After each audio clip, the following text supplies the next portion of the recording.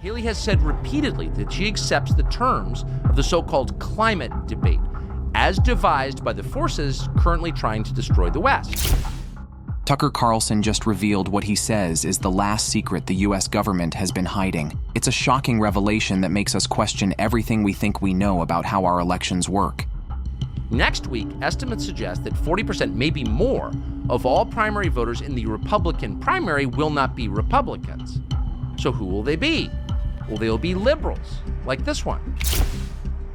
He makes the controversial and worrying claim that your vote might not have as much of an effect as you think. How will this revelation change the future of voting in the United States? Join us as we figure out what Carlson's shocking claims mean.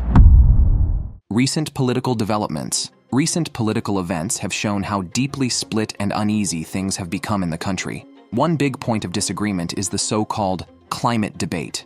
Some people say that it is being used by some groups to hurt Western countries. Tucker Carlson shockingly said that your vote might not mean that much, and this has had terrible effects on the country. Well-known politician Nikki Haley has said things that people don't like. She said that people should have to sign up with the government before they can share their thoughts on the internet. There are big worries here about free speech and the government's part in controlling what people say online. Also, it's thought that a lot of people who vote in the Republican primary might not be standard Republicans. They could be liberals instead, which could change the result of the election. Carlson thinks about the way American voting used to work and wants to go back to a simpler, more open system. He believed that everyone should be able to vote in person on the same day, with a valid ID, just like at the airport or a liquor shop. There would be no electronic voting machines, drop boxes, or absentee votes. Instead, voters would write down their choices on paper. People from the same zip code would work at the polls, not people from out of state. Carlson thinks that using this old-fashioned way would make voting more trustworthy and easy. Iowa caucuses and Trump's victory. The Iowa caucuses are a big deal when it comes to current events. Carlson finds them romantic and thinks they show how elections will go in the future. Trump got a clear majority of 51% of the vote in the most recent Iowa caucuses. Ron DeSantis, the governor of Florida, got 21%, and Nikki Haley got 19%. Trump's victory was huge and historic, beating all previous records by a large percentage. Carlson says that in a society that works, people should be able to pick their own candidates without the government getting in the way. After people cast their votes, the counting should happen quickly and clearly so that the results can be trusted. It was surprising how clear the results of the Iowa caucuses were. Trump won by a huge margin. News outlets and experts paid attention to this win because it was so important. Even NBC News had a hard time explaining how big of a win Trump had. Their answer made it sound like Trump's huge popularity makes it hard to see how anyone could run against him for the Republican nomination. Trump won Iowa by about 30 points, which was more than twice as many as Bob Dole's record set in 1988. Carlson also goes into detail about why people are so angry at Trump. He says that people are deeply afraid and confused about the former president, and that this might be more complicated than it seems. This strong response to Trump could be caused by a number of deeper issues that aren't fully discussed in public. According to NBC News, this big change in politics was caused by what they call Christian whites. President Joe Biden said something shocking when he said that white people are a big problem. Biden says that Christian white people coming to the US illegally is causing problems like schools, hospitals, and towns falling apart and living costs going up. This kind of language makes it sound like this group of people is to blame for many of the troubles in the country. It looks like Joe Biden's campaign theme is mostly negative about this group. He explained his ideas in a speech to a black church in Charleston, and he hinted at a plan that could be used in future Democratic campaigns. Biden's words make it sound like the white population is to blame for many problems in society, even though their life expectancy is falling and is expected to continue to fall. This argument shows a bigger problem in American politics. A lot of attention is paid to blaming certain groups for the issues in the country. On the other hand, politicians have to deal with the power of Donald Trump and his followers, especially those he calls Christian whites. Chris Sununu's support for Nikki Haley. A lot of political experts, party members, and voters have strong opinions about Nikki Haley's potential run for president. Many people are in favor of and against this issue, which shows how difficult American politics is at the moment. Tucker Carlson, a famous right commentator, and Chris Sununu, the governor of New Hampshire, are two important people in this fight. They have different ideas about Haley, which shows that the Republican Party has bigger problems and that political stories change all the time. But Chris Sununu, who is governor of New Hampshire, now loves Nikki Haley more than anyone else. Outside of New England, Sununu isn't well known, and people often think he looks less good on TV, but he has worked hard to back Haley in other states. His support is interesting because he has strange political ideas. Sununu is known for attacking common Republican ideas. One of his most controversial comments was about the problems that changing populations in New Hampshire cause. One thing he said that caused a stir was, "There are too many white people in the state." This fits more with the views of mainstream Democrats than with the views of most Republicans. Sununu backs Haley because he believes she is the best person to lead the Republican Party. It's his claim that Haley fully understands conservative ideas and is ready to meet the goals of the party. This support is interesting because it comes from someone who often speaks out against traditional Republican views. This makes things even harder for the help. Tucker Carlson's opposition. On the other hand, Tucker Carlson has been very against Haley's selection. Carlson doesn't think Haley has a good chance of becoming president because he thinks her running would hurt conservative ideas. The way Americans talk about politics has changed, and so does his view. It used to be that politicians like Joe Biden were seen as moderate or center-right. Now, people like Haley are seen as very partisan. Carlson looks at Haley's history in politics and how it has changed over time. Biden used to be seen as a reasonable politician who wanted to make American politics safe and orderly again. However, Haley is now seen as a true Republican. This reveals how political identities shift over time and how people find and use political stories. Haley's campaign performance and financial backing. Nikki Haley has had a mixed record in the last few races. Reports from the media said she was making progress in key states like Iowa, but her campaign wasn't able to get to the top, coming in third. People aren't sure she can be a top candidate because she hasn't done well, and the media doesn't see her as a primary opponent to people like Donald Trump. Even with these problems, Haley's team has shown that it has a lot of money. It is said that her team spends about $3 million a week in New Hampshire, which is a very important state for the primary race. The campaign's strategic focus on getting a good showing in New Hampshire is clear from this big investment. Compared to Haley, other Republican candidates like Ron DeSantis have not put as much time or money into this state. If her investments pay off, this could give Haley an edge. The role of Reid Hoffman. Reid Hoffman is a well-known Democrat who started LinkedIn and is running an interesting race with Haley. Hoffman has a dirty past that includes ties to Jeffrey Epstein and donating money in cases against Donald Trump, which makes his background check on Haley interesting. Hoffman giving a lot of money to Haley's campaign, which included paying for a lot of lies, shows how important outside money can be for elections. Because Hoffman is behind Haley, there are doubts about what kind of group it is. Because he is involved, it shows that Haley's campaign is getting help from Republicans and Republicans, who aren't always Republicans. This money from Democrats like Hoffman makes Haley's run more difficult, and it's a common way for campaigns to get money in general. Shifts in political narratives. The different news stories about Haley's campaign show how politics and how the media cover them are changing in general. Some people who once thought Joe Biden was a dove now want Haley to be the next leader of the far right.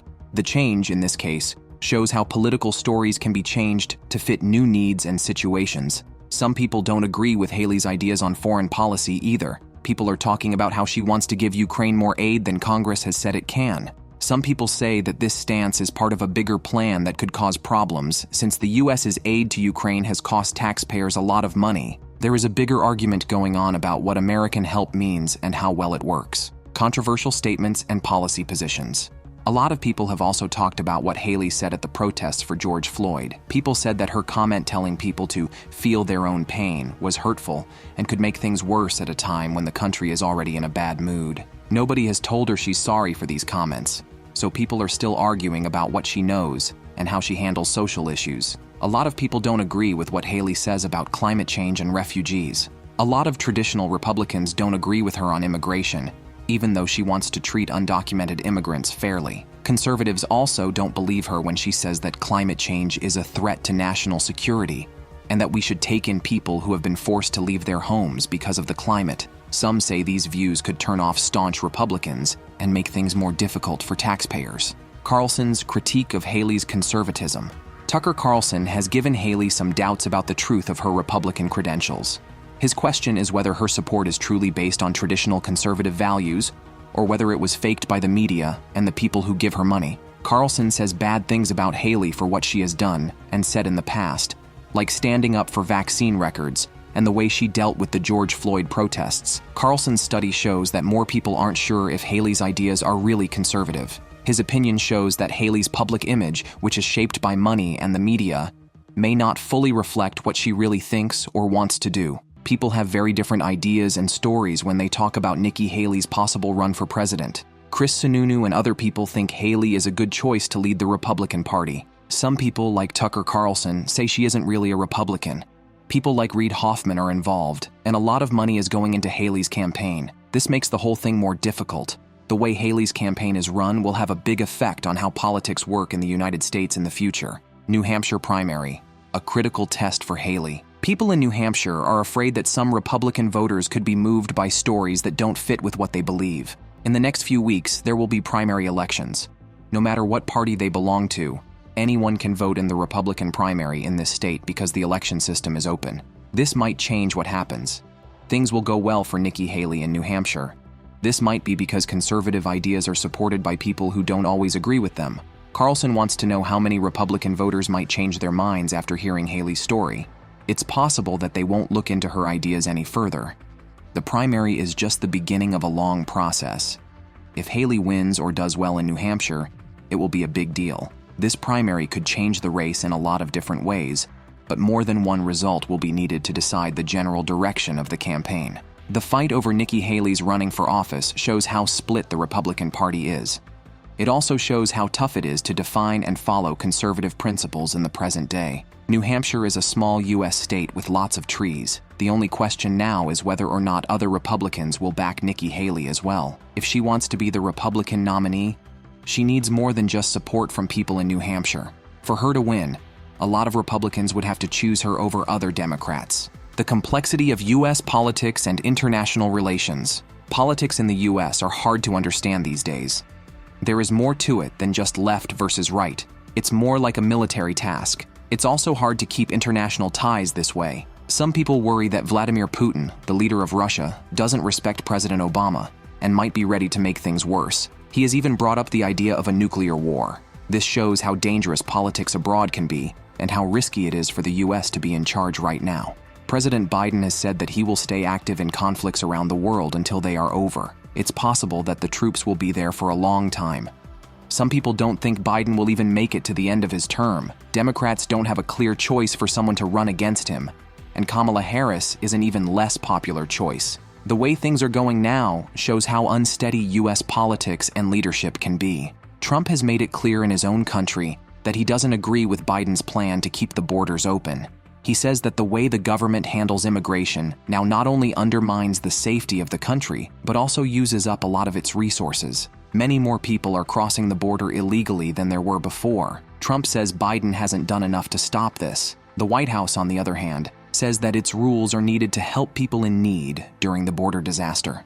Trump and Biden have different ideas about how to handle immigration. This shows how they feel about how the U.S. should handle its borders and immigrants. It makes Trump's point stronger that more and more people are coming to the U.S. from places like China, Iran, Yemen, the Congo, and Syria that may not be supportive. Trump and those who back him say that these large groups of people pose a threat to safety and make political problems worse. On the other hand, Biden's government says that its approach is a key part of solving humanitarian issues, even though critics disagree. Carlson's vision for election reform.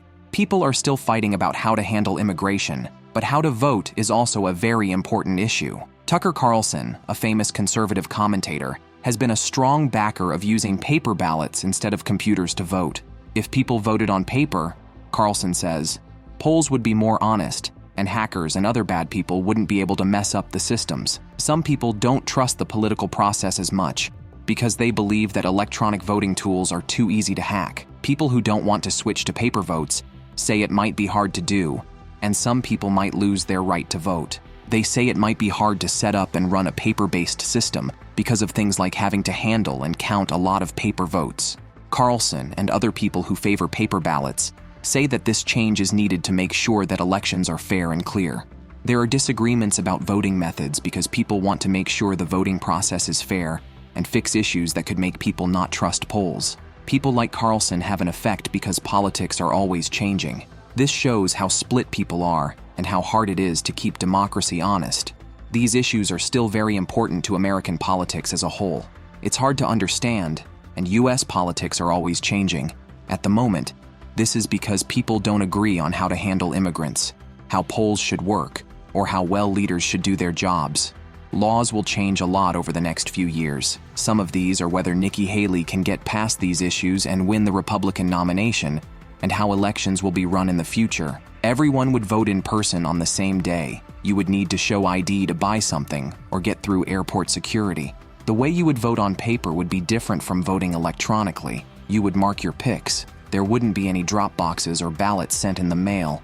It's more likely that people from your neighborhood would be working at the polls than tech workers from out of state. You, as a citizen, would choose which names appear on the ballot. It is not the job of the judge to tell you who you can or cannot vote for. As soon as you cast your vote, no one could stop the count. Anyone, like an opponent, could not stop the gathering of votes or kick people out of the race. That would be against the law. Voters are the only ones who can choose who stays in the race and who gets kicked out. Immigration policy and border control. There has been a lot of conjecture lately about how the current administration deals with different problems. A lot of people don't like President Biden and say that his policies have caused the country a lot of issues.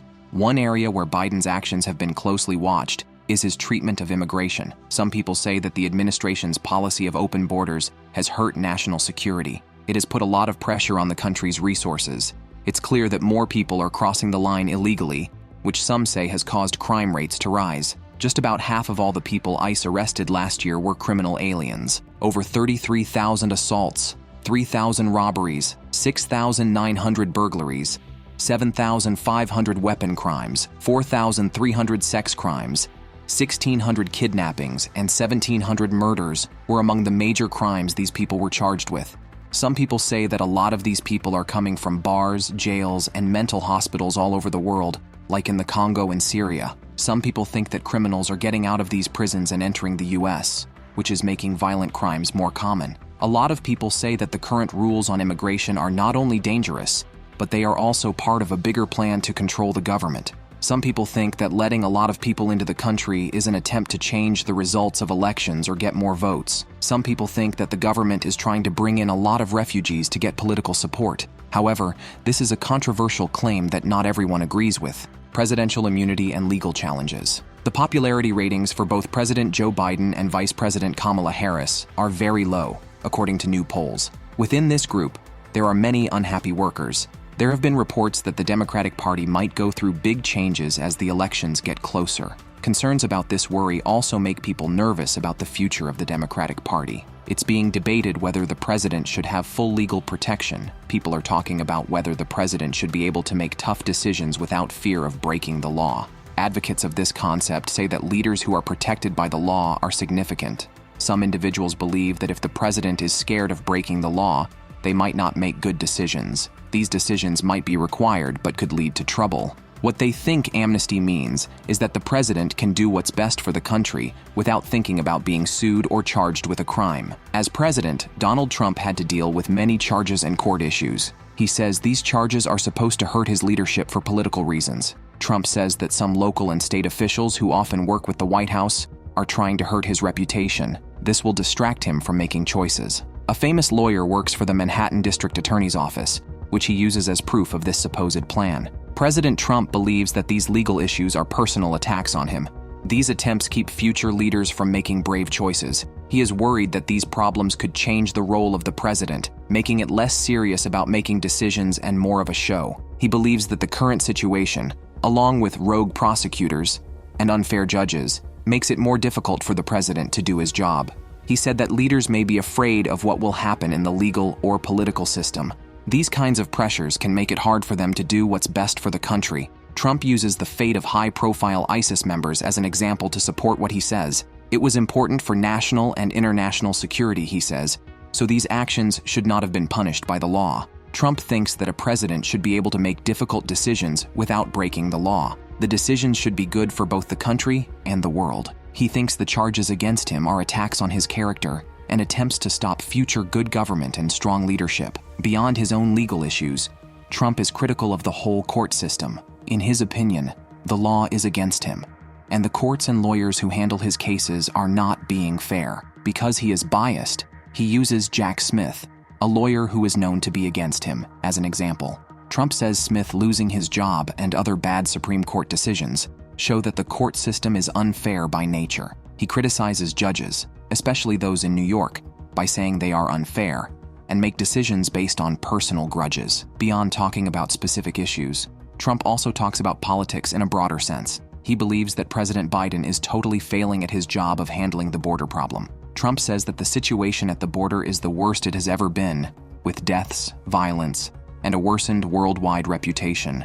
Many people who cross the border come from dangerous places like bars and war zones, which is a big problem for national security. To close the border right away, Trump means enforcing the rules that his government set up. This includes working with the military and building hundreds of miles of wall. In contrast, he says the present situation is a big issue that damages the country's image and causes issues within the country. He calls the crime that happens with so many illegal immigrants migrant crime, and he says it hurts the country's image and does a lot of damage. Additionally, Trump doesn't like how Biden's government handled foreign policy. In his mind, he contrasts the better situation in Venezuela with the way things are now in Iran. Trump said that his government's policies were good. They will protect national security and lower energy costs. Rising energy costs have given more money to enemies like Vladimir Putin, which has caused global battles like the war in Ukraine. He says, "Thank you for watching the video. Stay tuned for more exciting ones."